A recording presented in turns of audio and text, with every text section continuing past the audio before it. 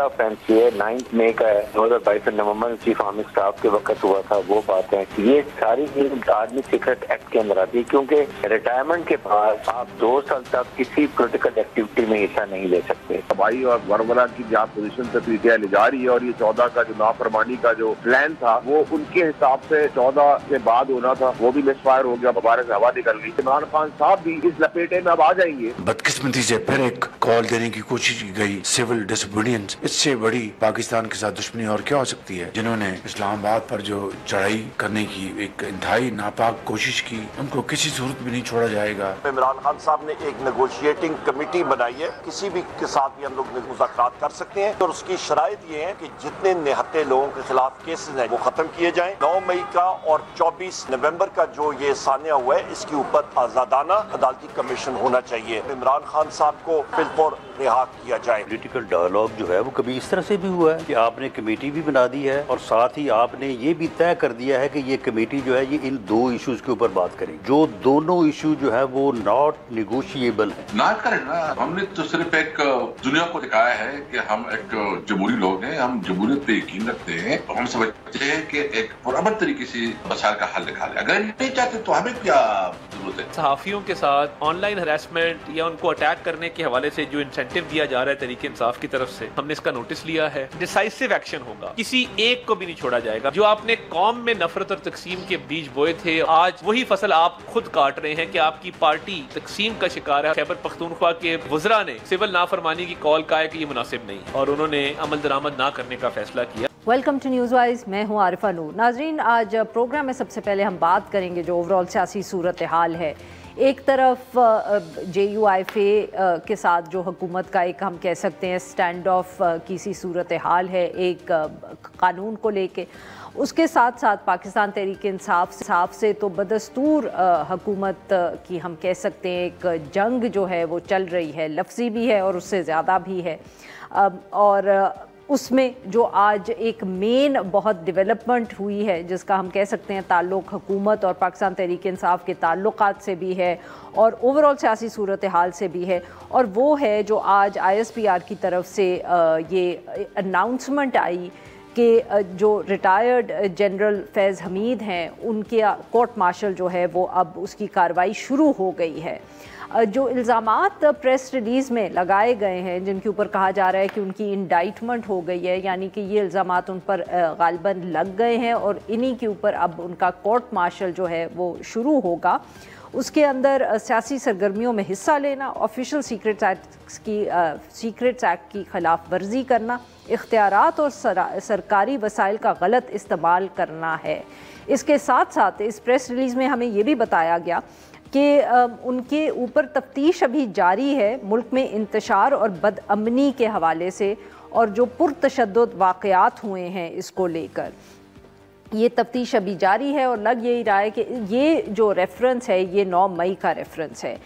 Senator Faisal बावड़ा साहब जिन्होंने बहुत से TV चैनल से बात की जब ये ख़बर सामने आई, तो उन्होंने यही कहा कि बानी PTI ने यानी कि इमरान खान साहब ने फैज़ हमीद को इस्तेमाल किया। फैज़ हमीद तो एक मोहरा था, 9 मई का वाक़या प्री प्लान्ड गेम था। उन्होंने ये भी कहा कि अगर इसके बाद इमरान खान साहब का आर्मी ट्रायल होता है तो वो उनके लिए सरप्राइज़ नहीं होगा। दूसरी तरफ पाकिस्तान तहरीक इंसाफ कुछ दिनों से ये कह रही है कि वो अब मुज़ाकरात के लिए तैयार हैं। इमरान खान साहब ने एक कमेटी भी बना दी है, मगर मुतालबात जो हैं वो पाकिस्तान तहरीक इंसाफ ने बहुत वाज़े कर दिए हैं कि किन मुतालबात पर वो नेगोशिएट करेंगे, मगर लग नहीं रहा कि हुकूमत को इसमें कोई भी दिलचस्पी है।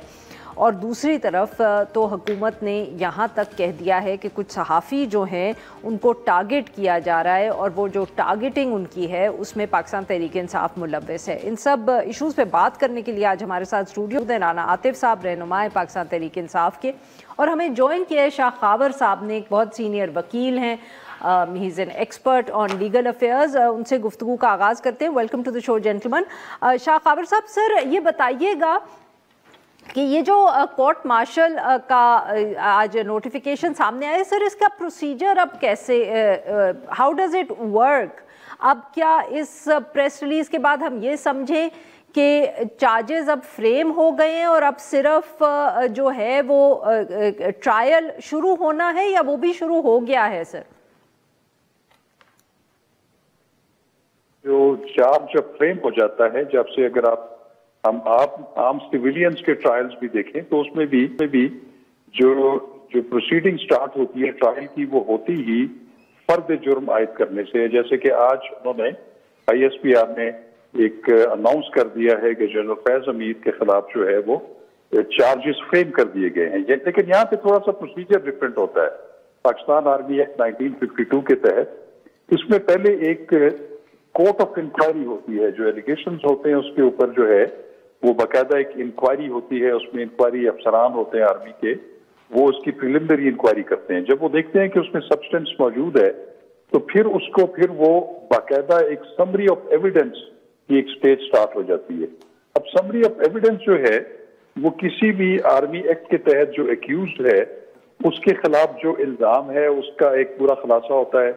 پھر اس کے خلاف جو انہوں نے شہادتیں اکٹھی کی ہیں زبانی، وہ جتنے گواہان جو ہیں ان کے اگینسٹ، ان کا بھی ایک پورا، جیسے کہ پاکستان کا جو کرمنل پروسیجر کوڈ ہے اس کے تحت ملزمان کی یا جتنے بھی گواہان ہیں ان کی 161 ضابطۂ فوجداری کی سٹیٹمنٹ ہوتی ہے.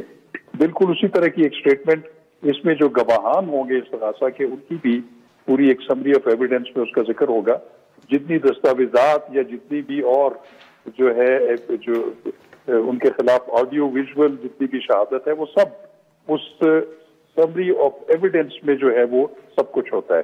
اس کو اگر آپ عرف عام میں یہ کہہ دیں کہ جیسے پولیس جب ایک فائنل انویسٹیگیشن رپورٹ مرتب کرتی ہے سیکشن 173 CRPC کے تحت، یہ بھی اسی طرح کی ایک سمری آف ایویڈنس ہے جس کی بنیاد کے اوپر آج جو ہے وہ فرد جرم عائد ہوئی ہے. لیکن یہاں پہ فرد جرم جو ہے، کیونکہ جب سمری آف ایویڈنس جب مرتب کر لی جاتی ہے تو وہ پھر جو کنویننگ اتھارٹی ہے اس کو بھیج دیا جاتا ہے. وہ پھر اس کو کورٹ کے اندر، جو کہ کورٹ مارشل جو ہے، وہ جو کورٹ ہے جو تشکیل دی جاتی ہے، وہ پھر سمری آف ایویڈنس کی بنیاد پر جو جیک برانچ ہے آرمی کا، پاکستان آرمی کا، وہ پھر سمری آف ایویڈنس کے مطابق ان کے اوپر چارجز 1 2 3 4 5 جتنے بھی ہوں گے وہ الگ الگ چارج جو ہے. شاہ صاحب آپ کی معاف کریے گا بات کاٹ رہی ہوں، بٹ کیونکہ پریس ریلیز میں ایک طرف تفتیش کا بھی ذکر ہے، دوسری طرف چارجز فریم کرنے کا بھی ہے، تو کیا اس سے ہم یہی سمجھیں کہ ابھی ٹرائل جو ہے جتنے جو چارجز فریم ہو گئے ان پر شروع ہو جائے گا اور ساتھ میں تفتیش جاری رہے گی اور وہ اسی کیس کا حصہ بنے گا، یا اگر کوئی اور ایویڈنس سامنے آ گیا، کوئی نیا کیس بن گیا تو اس کا ٹرائل الگ ہوگا؟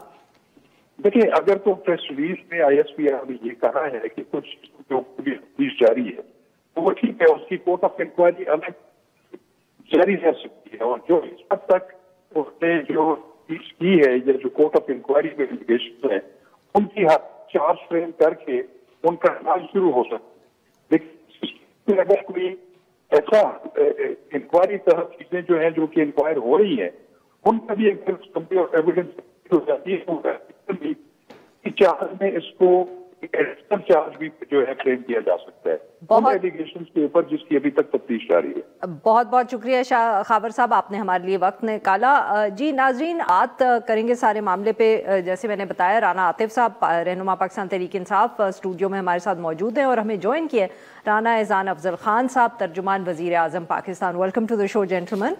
جی رانا صاحب، یہ اب کورٹ مارشل تو تھا، آبویسلی حکومت کے کچھ نمائندے ایسے تھے جو کافی عرصے سے کہہ رہے تھے کہ یہ ہوگا. Was the government on board with this whole thing؟ آپ لوگوں کو اپڈیٹ کرتے رہتے تھے، یا کیونکہ یہ اب فوج کا اپنا پروسیجر ہے اس لیے آپ لوگوں کو بھی اسی طرح پتہ چلتا ہے جیسے ہمیں؟ بسم اللہ الرحمن الرحیم. دیکھیں، ہم پہلے سے کہتے تھے اس چیز کو کہ فیض صاحب اور خان صاحب جو ہیں ہینڈ اینڈ گلو ہیں، اور یہ سارا جو ملک کے اندر یہ جو ایک یہ جو انتشاری پلان بن رہا ہے اس کا حصہ ہیں. بہرحال یہ تو فوج کی اپنی اکاؤنٹیبلٹی تھی، اور یہ انہوں نے بڑا ڈیو ڈیلیجنس کی. 4 مہینے انہوں نے ایویڈنس اکٹھا کیا، مختلف جو گواہ تھے ان کے تھرو، اور پھر ایک پورا پروسیس مکمل ہونے کے بعد انہوں نے فرد جرم عائد کیا ہے. اور میرے خیال سے بڑا کنکلوسیو ہوگا کہ he was involved in political activity. اور ظاہر سی بات ہے کہ سیاست میں جب کوئی اتنا high ranking officer, army officer involve हो तो वो अकेला तो नहीं खुद कर रहा होता, तो ये पूरा जो है हैंड एंड ग्लव वाला मामला है और मैं समझता हूँ कि ये बड़े सीरियस चार्जेस हैं उनके ऊपर। सर हैंड एंड ग्लव से ऑब्वियसली आप पाकिस्तान तहरीक इंसाफ का तो की तरफ इशारा तो कर रहे हैं, बट आपके ख्याल में क्या फौज में और भी कोई ऑफिसर्स होंगे जो हो सकता है इसमें हैंड एंड ग्लव हो? देखिए ये तो मैं तो अभी इसके ऊपर कुछ कमेंट नहीं कर सकता, लेकिन वक्त के ज़रूर इसके अंदर मुमकिन हो सकता है कि ऐसे हो, क्योंकि अकेला सिर्फ एक आदमी तो नहीं होगा, तो आगे आने वाले टाइम में ये चीज़ें भी पता चलेंगी। देखें इस मुल्क के अंदर बहुत सारे जो है वो चीज़ें हुई हैं, लेकिन ऐसा नहीं हुआ कि फ़ौजी तनसीबात के ऊपर हमला आवर हुए हों, और ये भी नहीं हमने ये नया फिनोमेना हम देखना शुरू हो गए हैं कि सियासी जमातें जो हैं वो वायलेंस का इख्तियार करें जब वो प्रोटेस्ट कर रही हों, वो टेयर गैस का इस्तेमाल करें। वो सर ये तो अब मुख्तलिफ वाक़ है ना, इसका तो नहीं मैं तो ओवरऑल मैं बता रहा हूँ ना, लेकिन ये एक ये जनरल फैज़ से लिंक्ड है ना जी। पहले आप पेट्रोल बम मारे, जब आपको अरेस्ट करने जा रहे हैं तो आपने अरेस्ट नहीं किया, तो ये कहाँ से ये प्लानिंग और ये सारा कुछ और ये पूरा एक तसलसल जो चला है आगे, मेरे ख्याल से ये बिल्कुल सब चीज़ें इंटरलिंक्ड ही निकलेंगी। बिल्कुल सही जी। आतिफ साहब, पाकिस्तान तहरीक इंसाफ के लिए तो अब ये मुश्किल वक्त है। जनरल फैज़ साहब के ऊपर अगर इल्ज़ाम, जैसे कि कब से हुकूमत हमें बता रही है कि अगर इल्ज़ाम लगा तो फिर बात इमरान खान साहब तक भी जाएगी। देखिए एक तो ये जो हुकूमत है इसको कोई इनका एक ही काम है इल्ज़ाम लगाना, कोई परफॉर्म तो कर नहीं पा रहे, लेकिन इनकी ये जो स्ट्रेटजी है प्रॉब्ली इनके लिए वर्क कर रही है। सर किसी ज़माने में आप लोग भी यही नहीं खैर वो तो हमारे जो उसको मैं बाद में आता हूँ, पहले मैं अपनी बात कर लूँ। हाँ।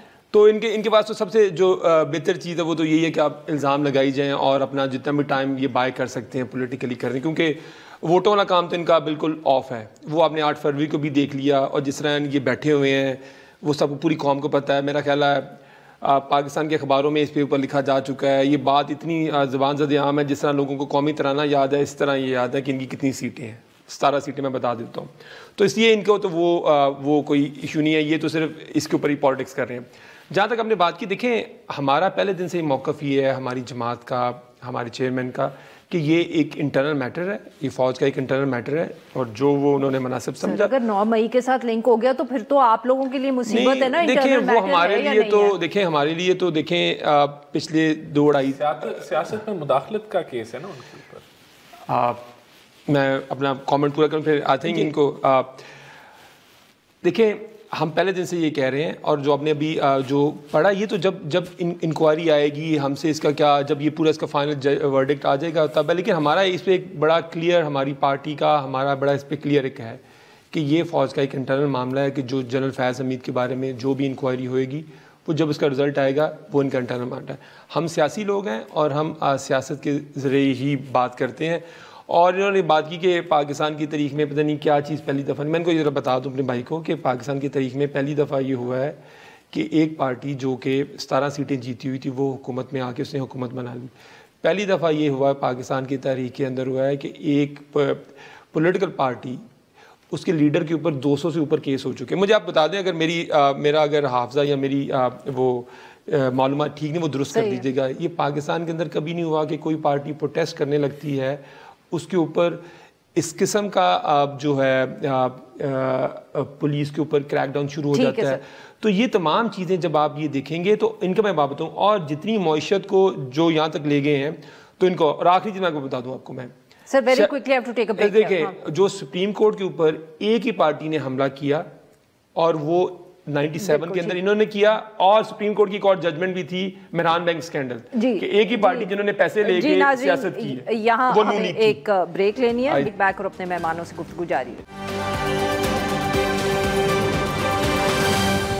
वेलकम बैक नाज़रीन, हम गुफ्तगू कर रहे हैं राना एहसान अफजल खान साहब से और राना आतिफ साहब से, और हम उनसे बात कर रहे हैं ओवरऑल सियासी सूरत हाल। जी राना साहब, आप लोगों ने वैसे तो दोनों ही राना साहब हैं और आपका ताल्लुक भी दोनों का फैसलाबाद से ही है, ओ गॉश, बट राना एहसान साहब और should I just say government वाले राना साहब और अपोजिशन वाले राना साहब, राना साहब आप लोगों ने ये सिर्फ क्योंकि आपसे मईशत चल नहीं रही इसलिए आप लोगों का सारा वक्त जो फोकस है ना वो यही है कि पाकिस्तान तहरीक इंसाफ के ऊपर क्रिटिसिज्म करते रहो या इनको केसेस में फंसाते रहो।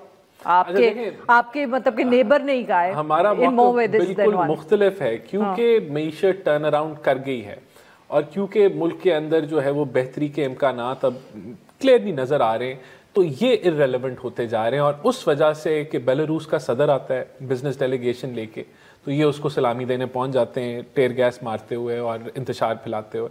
اچھا, اب کیونکہ معیشت ٹھیک چل رہی ہے تو یہ کیا کر سکتے ہیں؟ پہلے جب ہم IMF کا معاہدہ کر رہے تھے تو انہوں نے کہا یہ معاہدہ نہ کرو, اس کو انہوں نے خط لکھے یا وہاں دعوے بولے یا وہاں دھرنے دیے IMF کے دفتر کے باہر. اب یہ کہہ رہے ہیں کہ جی سول نافرمانی کریں, یعنی کہ کوئی ان کا اقدام مجھے تو سمجھ نہیں آتا. انہوں نے گھبراتے کیوں ہیں؟ اگر تو گھبرا ہی نہیں رہے. اب تو ہم اس لیے تو کہہ رہے ہیں کہ جو انہوں نے کمیٹی بنائی ہوئی ہے, پرائم منسٹر سے لے کے نیچے تک ہر کوئی ذکر کرتا ہے. اور تو آپ کی تقریروں میں, آپ کی ساری جو حکومت کی تقریریں ہیں ان میں پاکستان تحریک انصاف کا اتنا زیادہ ذکر ہوتا ہے. سر تو یہ کمال کرتے ہیں نا, یہ کمال یہ کرتے ہیں کہ یہ ڈرا لیا نہیں. دیکھیں بات یہ کہ کون, اب کوئی جماعت ایسے کر سکتی ہے کہ انٹرنیشنل ڈیلیگیشن آیا ہو اور یہ اس دن انتشار ڈالنے جو ہے وہ اسلام آباد پہنچ جائے. اب یہ کوئی جماعت مجھے بتائیں, کوئی ایک انہوں نے پہلے کیا تھا کہ ہم سول نافرمانی کریں گے. ابھی وہ جب واجپئی صاحب آئے تھے تو آپ کو یاد ہے جماعت اسلامی نے بھی ڈیمونسٹریشنز کی تھی لاہور میں. دیکھیں it's probably before your time, I'm old enough to remember. نہیں, لیکن دیکھیں بات یہ ہے کہ اب یہ جو ان کا موقف ہے کہ سول نافرمانی یہ کریں گے, ان کو پتہ ہے ریمیٹنسز بہتر ہیں اور بہترین جا رہی ہیں, ان کا خیال ہے, خام خیال ہے. اچھا سر, یہ ویسے پوچھا سر, یہ آپ نے سول نافرمانی میں کرنا کیا ہے؟ مطلب یہ تو بتائیں نا, بل نہیں پے کرنے, کیونکہ یہ کہانی ہم آپ سے پہلے بھی سن چکے ہیں. پھر آپ لوگوں نے کہا کہ گرم پانی چاہیے عمران خان صاحب کو, تو انہوں نے بل پے کر دی. کرنا کیا آپ نے یہ سول نافرمانی میں؟ تفصیل تو بتائیں. اوورسیز کو کہنا ہے کہ پیسے نہ بھیجیں, بس یہی ہے, دس از آل. یہ چاہیے اپوزیشن کی بھی ترجمانی یہ کر لیں, کام تو حکومت کے پاس کچھ ہے کچھ نہیں ہے ترجمانی کے علاوہ. لیکن سیریس نوٹ دیکھیں, بات یہ کہ انہوں نے بات ابھی کی نہیں سر, پہلے مجھے بتائیں کہ سول نافرمانی میں آپ نے کرنا کیا ہے نا, پھر آپ نے جو بھی رانا صاحب کو کہنا کل علی امین گھنڈا پور صاحب کی خان صاحب سے ملاقات ہوئی ہے کل یا پرسوں میں, جب نہیں ہے وہ ابھی جب اس کی تفصیلات آئیں گی تو میڈیا سے کوئی چیز چھپی نہیں رہے گی. جب اس کی تفصیلات سامنے ابھی تک ابھی تک تو ہم نے کہا ہے کہ مطلب کہ جس کو سر ہم کہتے ہیں نا کہ وہ ہیڈ لائن ہے, آپ کے پاس خبر نہیں. ہم نے کہا ہے کہ ہم نے ایک ٹائم دیا ہے اور ہم نے بڑی سمپل اور بڑی لیگل ڈیمانڈز ہم نے سامنے رکھی ہیں. دیکھیں ہم نے جون کے اندر بھی بات کی. اچھا ہم بار بار ان کو کہتے ہیں کہ ہم بات کریں گے, پولیٹیکل ڈائلاگ بھی کریں گے, اور ان لوگوں سے کرنا نہیں چاہتے. ہاں نہیں, میں آئی انڈرسٹینڈ, کیونکہ جب ہم ریپیٹڈلی ان کے کچھ لوگ, اب مجھے پتہ نہیں ہے کہ میں کسی کو وزیر کہوں یا نہ کہوں, کیونکہ 90% لوگ تو ہارے ہوئے ہیں. اب پتہ نہیں ان کے کوئی وزیر, ہمیں نام ان کے یاد نہیں آ رہا, وہ مجھے کہہ رہے تھے, وہ ٹی وی پہ کہہ رہے, کہتے ہیں دیکھیں جی ہم ان سے ڈائلاگ کریں گے, اس کا مطلب ہے کہ ہم حکومت ان کو دے رہے ہیں. بات انہوں نے انٹیلیجنٹ کی ہے, ان کا مطلب یہ ثناء اللہ صاحب نے یہ کہا تھا. اچھا چلے, مجھے نام نہیں یاد, وہ بھی فیصلہ بات کیا سر. تو بعد میں یہ کرنے لگا تھا. دیکھیں ہم کہتے ہیں کہ الیکشن کو آڈٹ کروا لیں فارم 45 پہ, یہ کہتے ہیں آپ حکومت دینا چاہ رہے ہیں. ٹھیک ہے, یہ بات صحیح ہے. اچھا یہ کرائے نا آڈٹ عدالتوں سے جا کے. Let me finish. دیکھیں ہم نے, آپ کو پتا ہے کہ الیکشن کمیشن کی ویب سائٹ کے اوپر فارم 45, وہ آپ کو بھی پتا ہے, میں خیال ڈان کی بھی اس کے اوپر ایک سٹوری تھی, بڑے لوگوں نے سٹوری کی ہے کہ وہ جو فارم 47 ہے, اب سلمان کے مراجہ کا جو حلقہ ہے ویسے وہ ایک کلاسک حلقہ ہے, وہ 1,10,000 سے الیکشن جیت چکے تھے. خیر مجھے بات بتائیں, آپ نے سول نافرمانی میں کیا کرنا ہے؟ وہ تو آڈٹ تو وہ نہیں الیکشن کا کرنے والے نا, وہ جو بھی مرضی ڈیمانڈ ہو. دیکھیں پولیٹکس کے اندر جو بھی مینز آپ, جو لافل مینز جو بھی آپ یوز کر سکتے ہیں اپنے مطالبات کو منوانے کے لیے, اپنے سر سول ڈس اوبیڈینس لیگل نہیں ہو سکتی, کمال کریں آپ. نہیں, میں نے کہا جو بھی اس کی ڈیٹیل ہوگی, میں نے آپ کو بار بار کہا کہ جو اس کی بھی ڈیٹیل ہوئے گی جب آپ کے سامنے آئے گی, ہم نے کہا کہ جب اس کی ڈیٹیل ہے کہ اس سامنے میڈیا کے سامنے آ جائے گی وہ ڈیٹیل. ابھی تک ہم نے اس کی کوئی ڈیٹیل نہیں, ابھی صرف ہم نے حکومت کو یہ کہا ہے کہ اگر دیکھیں ہمارے لوگوں کے اوپر مقدموں میں مقدمے کری جا رہی حکومت کون سے لیگل کام کر رہی ہے مجھے بتائیں نا آپ. انہوں نے الیکشن پورا چرا لیا ہے. اچھا انہوں نے اس کے بعد, اگر مجھے آپ اجازت دیں سر, ویسے یہ بات صحیح ہے جو لاہور میں جیسے ڈاکٹر یاسمین راشد ہیں, خواتین کو جیل میں ڈالے ہوئے, ان کو اگر آپ چھوڑ دیں گے تو واٹس دا بگ ڈیل؟ ایک تو پہلی بات ہے کہ خواتین کو جیل میں نہیں ڈالا ہوا, اور کوئی ایسا کوئی ڈاکٹر یاسمین راشد خاتون نہیں ہے. خاتون, کچھ لوگ جو جن کی انوالومنٹ رہی ہے 9 مئی کے حوالے سے وہ جیل میں ہیں, لیکن خواتین ایٹ لارج جیل میں نہیں ہیں. کیا آپ کہیں کہ 100 یا میرے خیال سے چند گنتی کی خواتین جیل میں ہیں. انوالومنٹ تو تب پتہ چلے گی نا جب کیس چلے گا. 1.5 سال سے زیادہ ہو گیا جیل میں آپ نے ڈالا ہوئے, 70 سالہ وہ خاتون ہیں. اگر آپ ان کو چھوڑ دیں گے اور ٹرائل کرتے رہیں, بیل پہ صرف چھوڑنا ہے, ٹرائل کرتے رہیں, کیا جائے گا ہم نے نہیں دینی نا, گورنمنٹ نے بیل دینی ہے, وہ اس نے عدالتوں نے بیل دینی ہے. لیکن میں آپ کو سر پروسیکیوشن جو ہے وہ جا کے آرگیو نہیں کرتی, اس لیے بیل نہیں ہو رہی. دیکھیں بات یہ ہے, میں آپ کو بتاتا ہوں, ذمہ داری پروسیکیوشن دیکھیں میں آپ کو ابھی بتاتا ہوں, یہ 26 مئی کو انہوں نے انتشار پھیلایا, یہ وائلنٹ ہوئے, ایک وائلنٹ ترین پاکستان کی تاریخ کا, میں اس کو بتا رہا ہوں نا, میں گورنمنٹ کا موقف آپ کو بتا رہا ہوں. گورنمنٹ کا, پرائم منسٹر کا موقف ہے کہ ایک بھی بندہ جس کے خلاف کوئی سی سی ٹی وی پہ ایویڈنس نہ ہو یا کوئی ایسا کوئی کیپچر نہ کیا ہو, اس کو چھوڑیں, اور کوئی بندہ جو ہے وہ بے قصور جو ہے وہ پکڑا نہیں جانا. تو گورنمنٹ کی تو یہ پالیسی ہے. ابھی آپ نے کہا یہ عدالت کا کام ہے, اب آپ کہہ رہے ہیں یہ ہماری پالیسی ہے. سر یہ تو جب آپ لوگ 26 کو جب آپ پکڑ رہے ہیں, obviously جو سی سی ٹی وی پہ امیجز آ رہے ہیں, جو راشد کا ذکر کر رہے ہیں, دیکھیں یاسمین راشد صاحبہ جو ہیں وہ 9 مئی کے اندر شی از انوالوڈ, اور ان کے اوپر وہ ایلیگیشنز ہیں, بالکل سیز دی ایویڈنس, تو وہ اس کے تحت وہ جو ہے وہ اس کے اندر ہیں. مطلب کہ پروف نہیں ہوا نا سر. دیکھیں یہ تو اب عدالت سے لے لیں, پھر بیل, عدالت سے بیل لے لیں, کوئی نہیں روک رہا ان کو. ابھی آپ کہہ رہے ہیں ہماری پالیسی ہے, حکومت ہماری پالیسی تو یہی ہے, ہم تو آپ کو بتا رہے ہیں کہ ان کے خلاف ایلیگیشن ہیں اور ان کے خلاف کیسز ہیں, اور وہ کیسز عدالت میں چل رہے ہیں. اگر ان کا جو ہے وہ لائر بیل لے سکتے ہیں عدالت سے تو لے لیں, ہم تو بالکل پروسیکیوٹ کریں گے. 9 مئی والوں کے لیے کسی کے لیے رعایت نہیں ہے, چاہے وہ کوئی خاتون ہو یا وہ مرد ہو, سب کے لیے. جو آئی پی پی میں چلے گئے سر, جو آئی پی پی میں چلے گئے, جنہوں نے, میں تو سمجھتا ہوں جو لوگ انوالوڈ ہیں ان کے اوپر گرفت ہونی چاہیے, جو نہیں انوالوڈ ہو. پھر دیکھیں یہ تو بات یہ ہے کہ جو 9 مئی کے اندر پلاننگ میں, ابیٹمنٹ میں اور اس کی ایگزیکیوشن میں شامل ہیں, they all should be prosecuted. اب مجھے نہیں پتا جن آئی پی پی والوں کی آپ بات کر رہے ہیں وہ ان تینوں چیزوں میں شامل تھے یا نہیں تھے, لیکن اگر ہیں تو ان کے اوپر ہونا چاہیے. باقی ان کو ہر چیز کا پتہ ہے, لیکن جب یہ بات کہتے ہیں مجھے ان کا پتہ ہے, بڑے کنوینٹلی ان کہتے ہیں مجھے اس کا پتہ نہیں ہے, باقی ان کو ہر چیز کا پتہ ہوتا ہے. جیسے میں بھی اس بات پہ, تو آپ بھی وہی کر رہے ہیں, سول اوبیڈینس کا آپ کہہ, اچھا وہ بات اس کی بات ہوگی کہ اگلی بات ہے. تسی دو ہی کیا کر رہے ہو؟ نہیں, ہم نے تو کہا کہ جب اس کی تفصیلات, میں نے یہ تو نہیں کہا کہ مجھے پتہ نہیں ہے. آپ نے اناؤنس پہلے کر دیا, آپ کہہ رہے ہیں کہ عمران خان صاحب بتائیں گے, تو پہلے ہی پوچھ لینا تھا. ہم نے تو آپ کو ایک براڈر آئیڈیا بتایا, جب اس کی تفصیلات آئیں گی وہ بھی آپ کے ساتھ شیئر کر لی جائیں گی, ٹھیک ہے نا, اور وہ لیگل ہوگی. وہ دیکھیں نا جب آئے گی, دیکھیں اس کے بڑے, اب اس کو سول ڈسپلن پروگرام تو پورا ہم کر سکتے ہیں, لیکن ابھی اس کے بڑے مینی فولڈز ہوتے ہیں, دیکھتے ہیں ہم کیسے کریں گے. لیکن ہمارا دیکھیں, اچھا بٹ سوری میں آپ کی بات کاٹ رہی ہوں, یہ مجھے بتائیے گا کہ وہ اگر حکومت نے آپ سے مذاکرات نہیں کیے تو اس کے بعد آپ فیصلہ کریں گے وہ شروع کرنے کا, از دیٹ کرے؟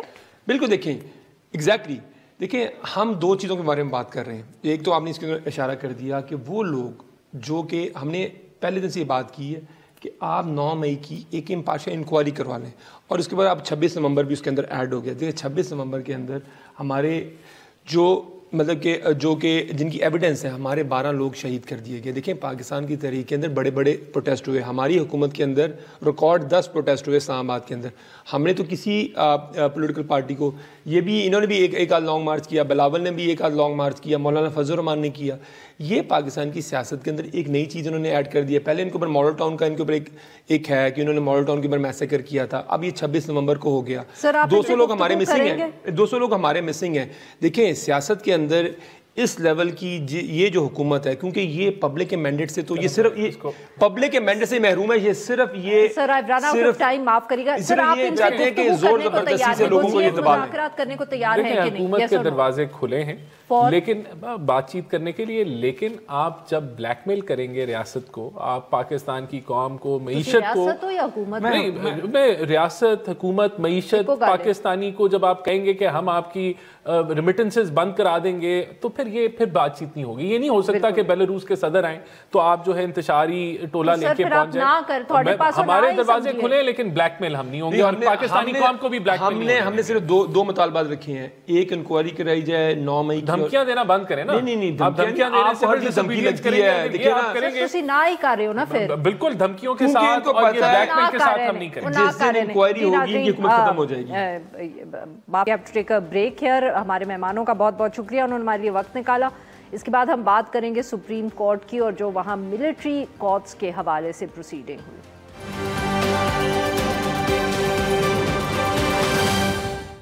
ویلکم بیک ناظرین. پروگرام کے اس حصے میں ہم ذکر کریں گے سپریم کورٹ کا. سپریم کورٹ کا جو آئینی بینچ ہے اس میں کیس لگا جو فوجی عدالتوں کے حوالے سے ہے, جو فوجی عدالتوں میں سویلین ٹرائل کے حوالے سے ہے.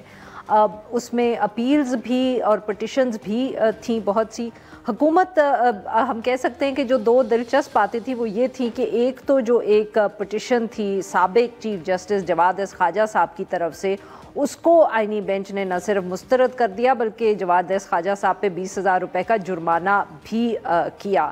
اصل میں ان کی طرف سے پٹیشن یہ آئی تھی کہ جب تک 26ویں آئینی ترمیم کا فیصلہ نہیں ہو جاتا تو یہ جو فوجی عدالتوں کا کیس ہے یہ نہ سنا جائے. اس کے اوپر جسٹس جمال مندوخیل صاحب نے کہا کہ پھر آپ کبرا عدالت چھوڑ دیں, کیا 26ویں آئینی ترمیم کالعدم قرار ہو چکی ہے؟ جسٹس محمد علی مظہر صاحب نے کہا آپ کی طرف سے تاخیری حربے استعمال ہو رہے ہیں, ہر سماعت پر ایسی کوئی نہ کوئی درخواست آ جاتی ہے, اور پھر انہوں نے اس کو ریجیکٹ کر دیا. اس کے ساتھ ساتھ سپریم کورٹ نے جو فوجی عدالتوں کو کیسز کا فیصلہ سنانے کی پٹیشن حکومت کی طرف سے آئی تھی اس کو بھی مسترد کر دیا. جسٹس مسرت ہلالی صاحبہ نے ریمارکس دیے کہ فوجی عدالتوں کو کیسز کا فیصلہ سنانے کی اجازت دینے کا مطلب ہے کہ فوجی عدالتوں کا اختیار تسلیم کر لیا جائے. اس کے ساتھ ساتھ جو ایک عمران خان صاحب کی طرف سے پٹیشن آئی ہوئی تھی کہ 9 مئی کے واقعات کی تحقیقات کے لیے ایک جوڈیشل کمیشن بنائی جائے, وہ بھی سماعت کے لیے منظور کر لی گئی ہے. یہ جو سارا معاملہ ہے اس پہ گفتگو کرنے کے لیے آج ہمارے ساتھ موجود ہیں وسیم ملک صاحب. یہ کورٹ کے افیئرز پہ بہت نظر رکھتے ہیں, پبلک نیوز سے وابستہ ہیں, اور ہمیں جوائن کیا ہے بیرسٹر صلاح الدین احمد صاحب نے, ماہر قانون ہیں. یہ ان دونوں سے ہم بات کریں گے. ویلکم ٹو دی شو جینٹلمن. وسیم صاحب, کیا ہوا کورٹ کے اندر بتائیے گا, آئی مین واٹ واز واٹ ہیپن؟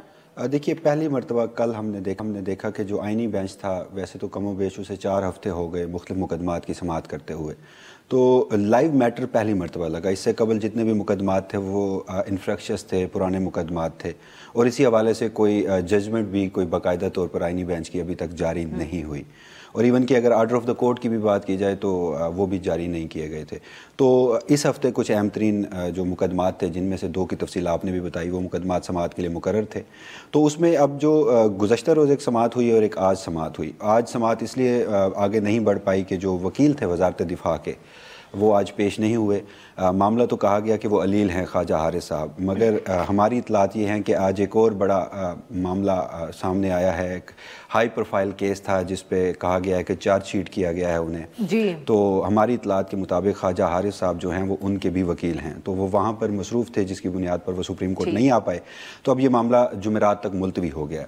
اب جو گزشتہ روز سماعت ہوئی ہے اس میں کچھ میرٹس پہ بات آگے بڑھی ہے, لیکن بدقسمتی دیکھیے غالباً 1 سال ہو گیا ہے. 23 اکتوبر 2024 کا تو یہ ججمنٹ تھا سپریم کورٹ کا. اس کے اوپر جو انٹرا کورٹ اپیل آئی وہ 13 دسمبر کو اس کے اوپر سٹے گرانٹ کیا گیا اور یہ اجازت دی گئی کہ آپ ٹرائل کر سکتے ہیں, لیکن جو آپ فائنل ججمنٹ دیں گے وہ ہماری ججمنٹ کے ساتھ منسلک ہوگی. تو یہ 13 مہینے 1 سال پورا ان خاندانوں نے انتظار کیا, بینچز مختلف بنتے رہے, اور پھر کل جواد احمد خواجہ صاحب سابق چیف جسٹس ہیں ان کی جانب سے جو ایک پٹیشن تھی, بنیادی طور پر میں یہ سمجھتا ہوں کہ یہ 2 معاملات ہیں, ان کو الگ الگ دیکھنا چاہیے. ایک تو یہ ہے کہ جو میں سمجھا ہوں ان کی درخواست سے, آلدو کہ وہ 20,000 روپے جرمانے سے وہ خارج کر دی گئی تھی, 20,000 جرمانہ بھی لگایا گیا تھا, اور ہماری اطلاعات یہ بھی ہیں کہ جواد احمد خواجہ صاحب جو ہیں وہ اس کو بھی چیلنج کریں گے کہ ان کے اوپر جو 20,000 روپے کا جرمانہ لگایا گیا. تو اب ایک وہ چاہتے ہیں کہ چونکہ 26ویں آئینی ترمیم آئی اور اس کے ہی کانسیکوینسز میں یہ آئینی بینچ ہے, تو لہٰذا جب تک 26ویں آئینی ترمیم کا فیصلہ نہیں ہوتا یہ آئینی بینچ اس مقدمے کی سماعت نہ کرے. اور اس کی جو ریزن وہ یہ ہے کہ وہ یہ معاملہ ونس فار آل ایک ہی مرتبہ سیٹل ڈاؤن کرنا چاہتے ہیں کہ سویلینز کو آپ ٹرائل کر سکتے ہیں ملٹری کورٹس میں یا نہیں, اور دوسری جانب پھر ان 85 افراد کا تعلق ہے جو اس وقت گزشتہ 1 سال سے انتظار میں تھے. بالکل, we'll just come back to that. یہاں ہم اگر بیرسٹر صلاح الدین احمد صاحب کا بھی ویو لے لیں. سر, بیرسٹر صاحب آپ کیسے دیکھ رہے ہیں جو جواد احمد خواجہ صاحب کی طرف سے یہ جس طرح انہوں نے اس معاملے کو پیش کیا کہ پہلے 26ویں آئینی ترمیم کو دیکھ لیں اس کے بعد ملٹری کورٹس کے ایشو پہ آئیں گے؟ جی, جو خواجہ احمد حسین صاحب نے جواد احمد خواجہ صاحب کی طرف سے جو درخواست دائر کی تھی اس میں انہوں نے یہ کہا کہ چونکہ ایک اس آئینی بینچ کے وجود کے اوپر, قانونی وجود کے اوپر ہی ایک سوالیہ نشان ہے, تو اس مقدمے کا فیصلہ کرنے سے پہلے کم سے کم وہ جو 26ویں آئینی ترمیم کے اوپر جو چیلنجز ہیں ان کو کم سے کم کنسیڈر کر کے ان کو کہیں کسی نہج پہ پہنچایا جائے، ورنہ اس مقدمے میں اعتراض یہ اٹھے گا کہ آیا آئینی بینچ کے پاس قانونی اختیار حاصل تھا کہ وہ اس اپیل کو سن سکتی ہے یا نہیں. تو وہ درخواست انہوں نے پیش کی تھی. اس پہ بینچ کی طرف سے اعتراضات یہ آئے کہ اس سے تو معاملہ ڈیلے ہو جائے گا، اور جو اکیوزڈ ہیں ان کیسز میں کئی اکیوز جو ہیں وہ 1 سال سے اوپر یہ بیہائنڈ بارز ہیں. مگر ایک جو چیز وہاں سمجھ میں جو آتی ہے کہ اگر وہ لوگ بیہائنڈ بارز ہیں تو وہ اس لیے ہیں کیونکہ جو سپریم کورٹ کا پہلا فیصلہ تھا اس کو سسپینڈ کر دیا تھا اس بینچ نے اپیل میں. تو اگر تو وہ سسپینڈ نہ کرتی، اگر آپ نے صرف ایک قانون کے وجود کے اوپر آپ نے اپیل دیکھنی ہے کہ آیا سویلینز کی ٹرائل ہو سکتی ہے ملٹری کورٹ میں یا نہیں، تو یہ ضروری تو نہیں تھا کہ وہ نیچے والی جو ججمنٹ ہے اس کو سسپینڈ کریں. اس کو سسپینڈ کرنے سے اور پھر یہ کہنا کہ فائنل فیصلہ نہیں ہو سکتا، تو اس سے جو لوگ بیہائنڈ بارز ہیں تو وہ تو اسی بینچ کے سٹے آرڈر کی وجہ سے بیہائنڈ بارز ہیں. بالکل صحیح. جی ناظرین، لیتے ہیں ایک چھوٹی سی break. We'll be right back. Welcome back ناظرین. ہم گفتگو کریں بیرسٹر صلاح الدین احمد سے اور وسیم ملک صاحب سے، اور ہم ان سے بات کریں جو ملٹری کورٹس کے حوالے سے آئینی بینچ جو ہے پروسیڈنگز کر رہے ہیں. وسیم صاحب، آپ کو لگتا ہے کہ آئینی بینچ، اب جیسے آپ نے کہا کہ ایک تو اتنی تاخیر ہو گئی، پھر حفیظ اللہ نیازی صاحب سے بھی بات انہوں نے کی، ان کا بیٹا جو ہے وہ ملٹری کسٹڈی میں، آدھے نا ہری، اب وہ چاہتے ہیں کہ جلد از جلد اس معاملے کو نمٹایا جائے، یا یہ آپ کے خیال میں لمبا چلے گا؟ جو گزشتہ روز کی آبزرویشن تھی ججز کی، جو کنڈکٹ تھا، تو ان سے تو یہ ظاہر تھا، یہ بھی کہا بھی گیا کہ روزانہ کی بنیاد پر کوشش ہوگی کہ سماعت کی جائے، اور سردیوں کی چھٹیاں جو ہیں وہ بھی دسمبر کے آخری ہفتوں میں ہیں، تو اس سے پہلے ایٹ لیسٹ اس ججمنٹ کو ریزرو کیا جائے. تو پھر آج وہ سماعت نہیں ہو پائی، وزارت دفاع کے وکیل نہیں تھے، تو کیس نے میرٹ پہ آگے بڑھنا ہے. تو ممکنہ طور پر اب یہ ہے کہ وہ جو ایک ڈیلے تھا بہت زیادہ، اور اس میں بھی ایک انٹرسٹنگ بات وہ یہ ہے کہ جواد خواجہ صاحب کو تو جرمانہ کیا گیا 20,000 روپے کا کہ آپ ڈیلے چاہتے ہیں، اور یہ ڈیلے ٹیکٹس ہے. مگر 12 مہینے اگر یہ کیس التوا کا شکار ہوا ہے تو پھر اس کا بھی تعین کرنا چاہیے کہ وہ کس کی وجہ سے، جیسے ابھی بیرسٹر صاحب بھی اس کا ذکر کر ہی رہے تھے پہلے. جی صلاح الدین صاحب، obviously جب تک یہ کیس سنا نہیں گیا تو جیسے آپ کو تو معلوم ہے کہ کیا قیاس آرائی ہو رہی تھی، جس طرح کی گفتگو ہوتی ہے 26ویں آئینی ترمیم کے بعد، بٹ جو ریمارکس آئے ججز کے کورٹ میں، اس سے لگا کہ وہ اس کو دیکھنا چاہ رہے ہیں اس معاملے کو سنجیدگی سے. Is that a safe assessment to make? Musarrat Hilali صاحبہ نے جس قسم کے ریمارکس پاس کیے. جی دیکھیں، جو 2 چیزیں ہیں. پہلے تو جو التوا کی بات ہے اس کی میں یہ تائید کروں گا کہ اس میں پچھلے 5 مہینے میں تو یہ مقدمہ لگا ہی نہیں تھا، اور جبکہ اس وقت بھی یہ لوگ بیہائنڈ بارز تھے. اب اس میں، اور آپ کو یاد ہوگا اس میں بھی بڑا کامنٹ ہوا تھا کہ ریزرو سیٹس کے معاملے میں تو اپنا خط و کتابت بھی ہوئی تھی کہ ان کیسز کو جلدی لگایا جائے وغیرہ، مگر اس قسم کی ارجنسی پچھلے سال میں ان کیسز میں تو نہیں ہوئی تھی، جبکہ وہ زیادہ لائیو کیسز تھے، لوگ بیہائنڈ بارز تھے. بہرحال اور ابھی بھی اگر ڈیلے اگر فیڈریشن کے وکیل کی طرف سے ہوئی ہے تو وہاں کوئی کاسٹ واس کی کوئی بات نہیں تھی. بہرحال کل جو آبزرویشنز تھیں اس سے ایک چیز تو ذرا جو بینچ کا سب سے زیادہ انٹرسٹ تھا وہ یہ تھا کہ آیا یہ پی ٹی آئی کی جو کارکنان ہیں ان کے جو ڈیفرنٹ انسٹالیشنز پہ جو اٹیکس ہیں وغیرہ، وہ کیا آرمی ایکٹ کے وہ 21D میں وہ فال کرتے ہیں یا نہیں. बेंच इसमें इतना वो बेंच का ज़्यादा इंटरेस्ट, क्योंकि जैसा कि आपको पता है सुप्रीम कोर्ट ने तो कहा था कि किसी सूरत में जो सिविलियंस हैं वो मिलिट्री ट्रायल उनकी नहीं हो सकती। यहाँ अब बेंच का एक डिफरेंट व्यू था। उन्होंने जो ऑब्जर्वेशंस आई थी वो ये थी कि चलें अगर हम मान भी लेते हैं कि कुछ सूरतों में सिविलियंस की मिलिट्री ट्रायल हो सकती है, तो ये हमें समझाएं कि ये पर्टिकुलर केसेस वो मिलिट्री ट्रायल में फॉल करेंगे या नहीं करेंगे। तो उससे जो इनिशियल एटलीस्ट, एंड ऑब्वियसली अभी तो बिल्कुल इब्तदाई स्टेज है, इनिशियल इंक्लिनेशन तो ये लग रही थी कि शायद इन केसेस में रिलीफ दी जा सकती है, मगर जो लार्जर क्वेश्चन है कि आया सिविलियंस की मिलिट्री कोर्ट्स में ट्रायल हो सकती है, उसमें शायद उनका एक डिफरेंट व्यू हो। बिल्कुल ठीक। और वसीम साहब, जो इमरान खान साहब की उन्होंने पिटीशन एक्सेप्ट की है कि 9 मई की जुडिशल इंक्वायरी हुई हो एनी प्रोग्रेस आपके ख्याल में? क्या वो भी मतलब कि डिसमिस ही हो जाएगी इवेंचुअली, या उसमें कुछ हो सकता है? अच्छा, उसकी वजह से तो फिर इधर ताख़ीर ही होगी। उसका वो एक वाहिद ऐसा मुकदमा जिसमें इमरान खान साहब खुद जब नैब तरमीम के केस में 2 मरतबा अदालत में पेश हुए थे, काजी फैसल साहब का वो टेन्योर था, तो उसमें भी वो इस बात की निशानदही कर चुके थे कि वो उनका मुकदमा जो है उसको समाअत के लिए मुकर्रर किया जाए। तो वो पूरा टेन्योर काजी फैसल साहब का वो गालिबन मई 2022 की वो पिटीशन है, तो वो इस मरतबा वो समाअत के लिए मुकर्रर थी आज के रोज़। अब उसमें हुआ ये है कि रजिस्ट्रार ऑफिस के उसके ऊपर इतराज़ात थे, तो वो तो आज के रोज़ बेंच ने वो ख़त्म कर दिए हैं और उसे इब्तदाई समाअत के लिए मंजूर कर लिया है। मगर साथ ही जो फेडरेशन के वकील यानी एडिशनल अटॉर्नी जनरल थे, उनकी जानिब से आज ये कहा गया कि वो नहीं समझते कि इस मामले पे कोई जो जुडिशल कमीशन है वो बनाया जा सकता है।